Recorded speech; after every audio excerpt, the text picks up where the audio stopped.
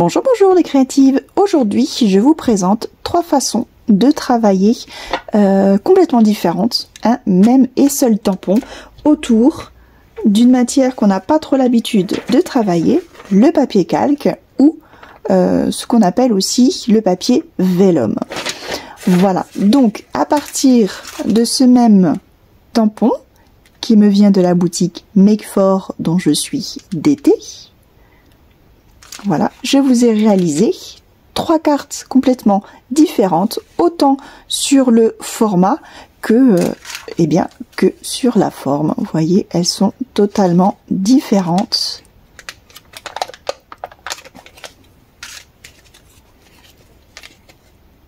Voilà, à vous de juger.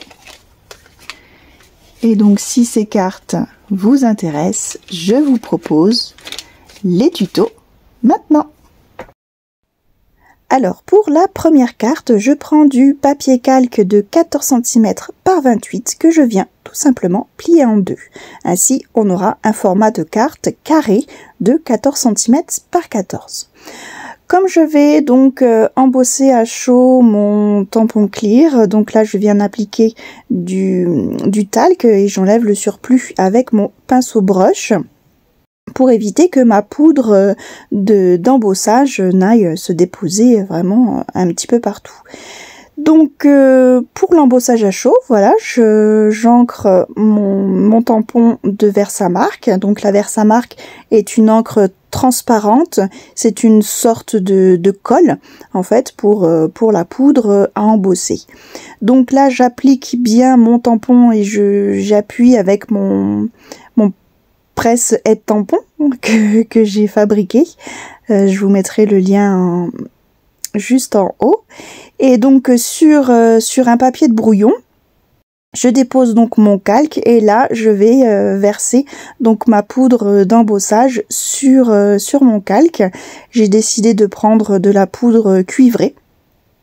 Ça rend vraiment très très beau.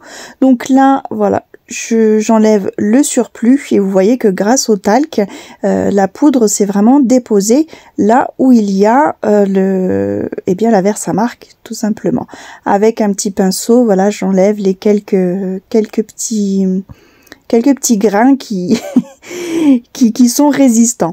Je récupère bien sûr le surplus, je referme le pot et je l'enlève avant de passer donc le heat gun dessus. Pour ça, donc, je le fais déjà préchauffer. Je mets ma main à distance pour vérifier la température.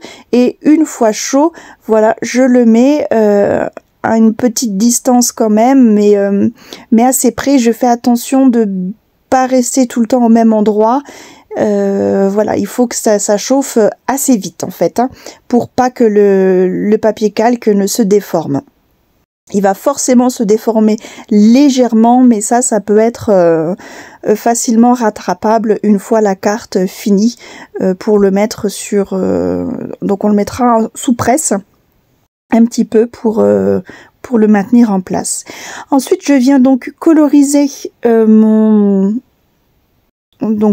tamponnage, mais ce qu'il y a, c'est que je vais le coloriser en fait sur le verso. Pour avoir quelque chose de plus uniforme, et donc je viens le coloriser avec mes feutres à alcool. Voilà, donc j'utilise différents dégradés de couleurs. Donc là bon, je vais assez vite puisque bon, c'est pas trop la thématique de la vidéo.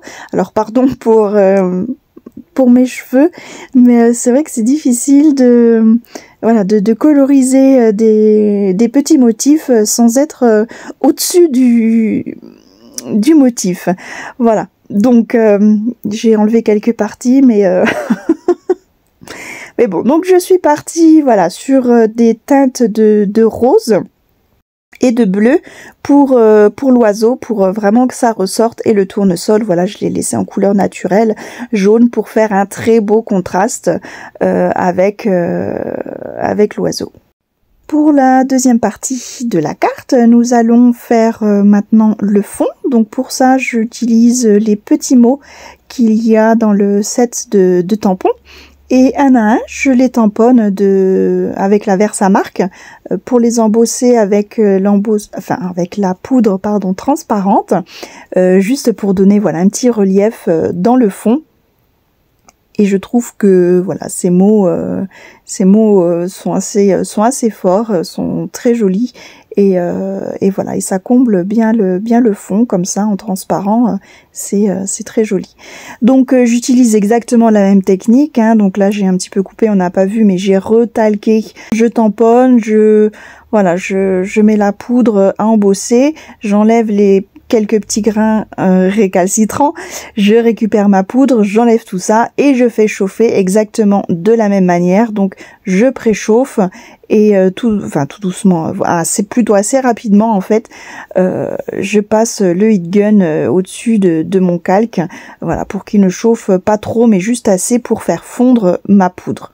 Et voilà, ainsi on obtient un fond plutôt sympa et discret. J'adore le rendu que ça a, très brillant. Ensuite, je prends donc un papier de 12 cm par 24, donc ça nous fait un carré de 12 cm que je vais venir coller à l'intérieur. Donc exprès, il y a un petit débord, hein, il est plus petit que le calque. Je le colle, voilà, carrément avec la colle et bien au milieu. Et de l'autre côté, je recolle un carré de 12 par 12 pour cacher justement donc la colle, puisque avec le papier calque c'est quand même difficile de coller quelque chose sans qu'on voit la colle en fait de l'autre côté. Dans un papier bleu, je suis venue donc faire une petite découpe, voilà, hexagonale ou octogonale, je ne sais pas. Voilà, pour faire un petit cadre, ce bel oiseau, voilà, je l'ai fait bleu pour rappeler la couleur de cet oiseau, voilà, avec un petit sentiment en dessous maté de ce même bleu pour faire un rappel. Et donc voici ma première carte terminée, voilà. Moi je la trouve super sympa et donc vous voyez quand on ouvre on peut donc écrire un petit mot à l'intérieur.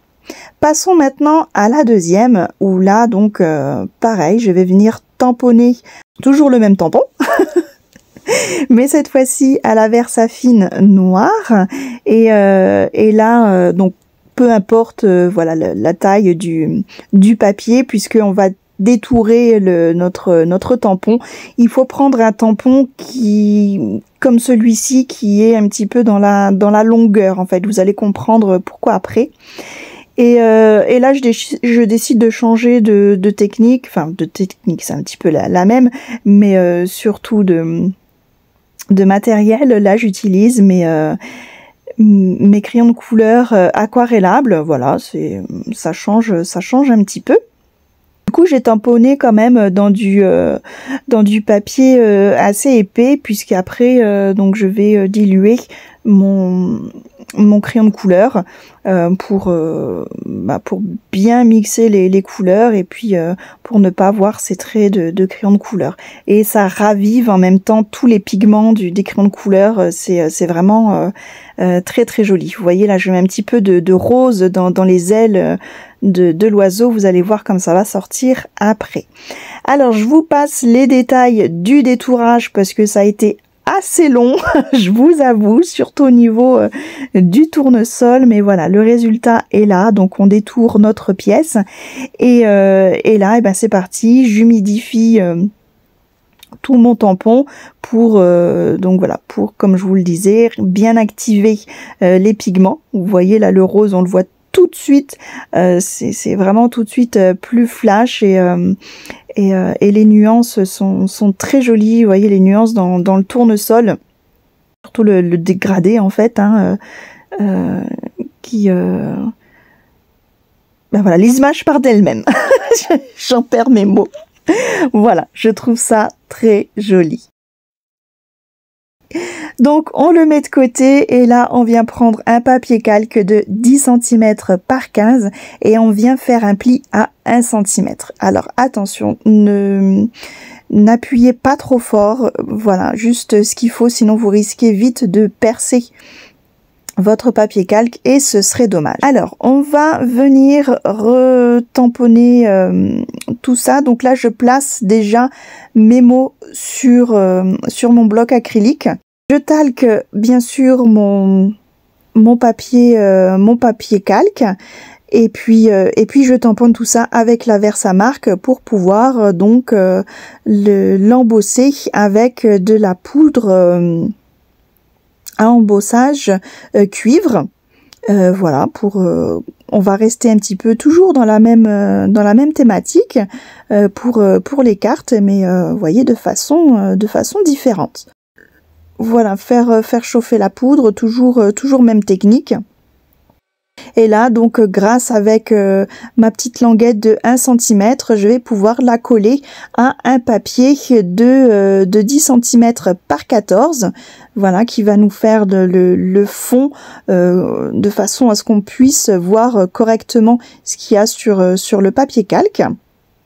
Puis, je vais prendre un autre papier, un cardstock ou ce que vous voulez. Là, j'ai utilisé du papier ondulé pareil, donc de 10 cm par 14. Alors j'enlève juste quelques petits morceaux qui dépassent un petit peu trop de la carte. Et là, je prends les mesures en fait de mon motif qui va traverser le papier et donc j'enlève le surplus pour vraiment voilà, parce que on va venir coller dessus, donc il y aura un débord. Je trouve que j'ai découpé un petit peu trop haut, donc voilà, je rectifie un petit peu ça, j'enlève un petit peu plus, qu'on voie bien nos lettres quand même sur le papier calque. Voilà, je vérifie, je trouve que ça me convient.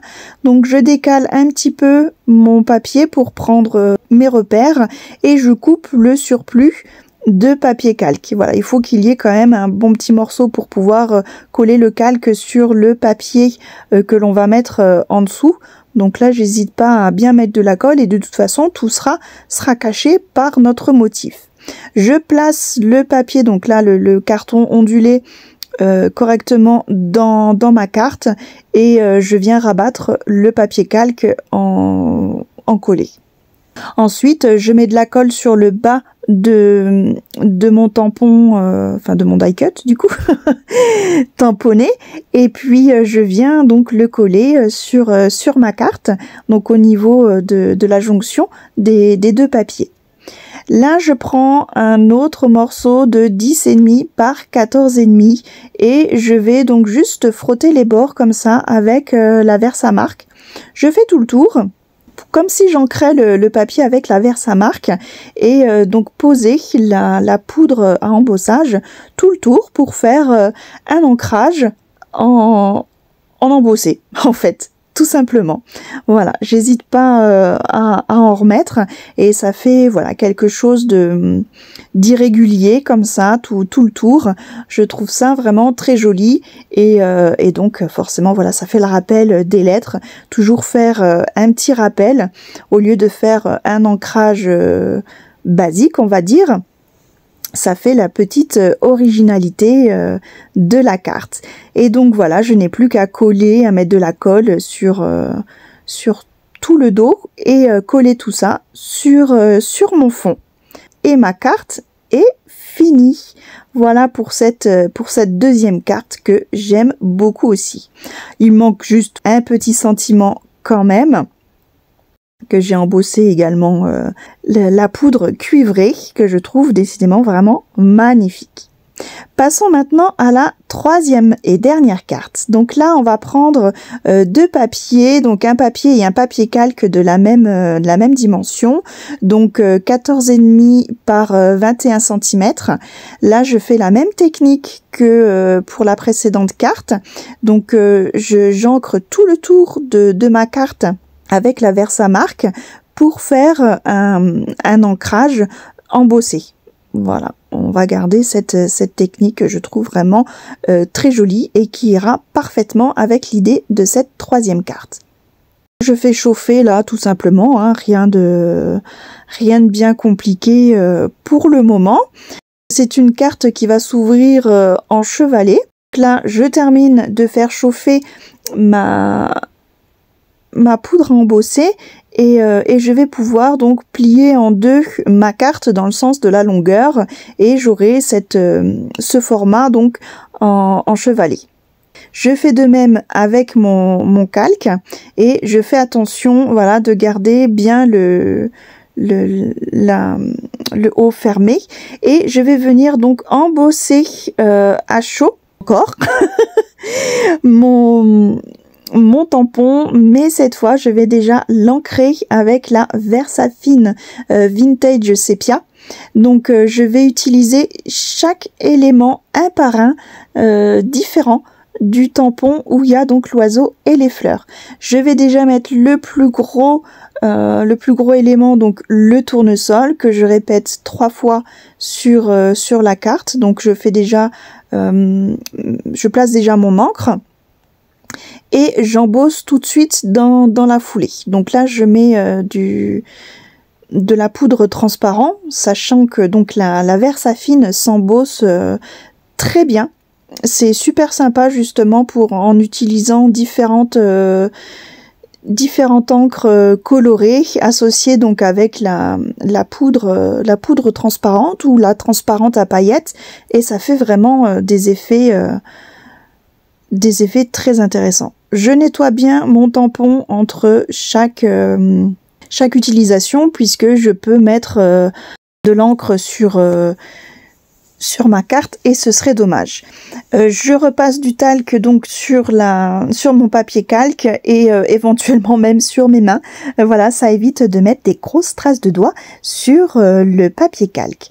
Et donc je fais de même avec ce deuxième motif. Là j'ai utilisé donc les roses. Donc je tamponne d'encre, je verse ma poudre à embosser et j'embosse donc voilà avec le heat gun, toujours cette même technique où je chauffe avant bien le heat gun et je fais vite chauffer la poudre pour qu'elle fonde. Je ne tarde pas trop sur le talc parce que le calque pardon, puisque comme on va le faire chauffer plusieurs fois, là il faut pas qu'il soit trop déformé. Puis pour finir, donc j'utilise les petites clochettes là en dernier motif. Voilà, donc je cherche un petit peu le sens, j'essaye d'en mettre un petit peu partout. Alors bon, c'est pas forcément évident, voilà, faut trouver le bon sens, faut trouver leur place, mais tout doucement, on y arrive. Et puis donc voilà, toujours même technique, rien de bien particulier, mais vous voyez que tout bêtement on peut détourner un tampon. On n'est pas obligé d'utiliser le tampon dans son intégralité, on peut utiliser simplement une petite partie ou comme là, voilà, plusieurs parties du tampon et donner quelque chose de complètement différent.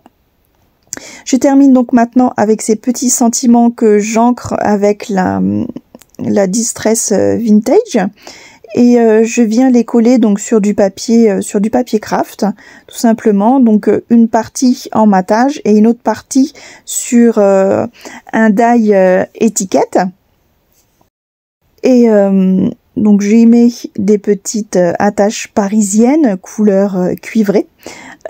Et je le colle avec du carton au dos pour faire un peu de relief voilà, à cette étiquette. Donc là je découpe mon sentiment que j'ai maté et je vais venir coller donc tout ça à l'aide de ma colle Lilliput Colle en rouleau qui fait très peu de traces et que l'on voit à peine sur le dos. Voilà, c'est la meilleure technique que j'ai trouvée. Bon, même si voilà, on regardera pas forcément le dos, mais ça colle très bien et on le voit pas trop. Donc là, on pourrait croire que c'est terminé, mais j'ai pas envie de m'arrêter là. J'ai envie d'y remettre quelque chose d'autre pour accentuer un petit peu cet effet vintage. Et je viens prendre une page de livre et je vais simplement la découper donc avec ma règle pour pas que ce soit quelque chose de trop droit, voilà, que ça reste quand même vintage, hein. On reste dans le thème. Et voilà, donc juste, je découpe juste à la bonne taille donc de ma carte. Et je vais donc le coller sur le papier, juste en dessous du calque pour donner voilà un petit effet supplémentaire. Donc j'oublie pas de bien ancrer les bords avec ma Distress Vintage Photo. Voilà, ça c'est vraiment le petit plus. Je trouve ça, je l'adore cette Distress. D'ailleurs, vous pouvez la voir très souvent dans mes vidéos. Et donc je viens coller donc ce papier de vieux livre sur le devant de ma carte, et on va tout simplement donc mettre maintenant mon calque, enfin le calque dessus, qu'on va attacher voilà avec un petit bout de ficelle, et vous allez voir que ça fait vraiment toute la différence. C'est beaucoup plus joli comme ça. Donc je fais simplement un petit flot pour attacher tout ça. Donc je le fais à l'envers pour que mon flot soit à l'endroit. Voilà, chacun sa technique. Je trouve que celle-ci marche plutôt bien. Et puis voilà, nous avons fini pour cette troisième carte. Là, vraiment très vintage pour le coup, et je l'adore aussi. Franchement, je sais pas laquelle je préfère. Et bien voilà, je vous remercie d'avoir suivi cette vidéo. J'espère qu'elle vous a plu et surtout qu'elle vous a inspiré pour de futures créations. Si c'est le cas, n'hésitez pas à me mettre un petit pouce bleu, et si ce n'est pas déjà fait, je vous invite à cliquer juste en bas afin de vous abonner pour ne pas louper les tutos à venir. Voilà, et bien je vous dis à très bientôt pour de nouvelles aventures créatives. Bye bye!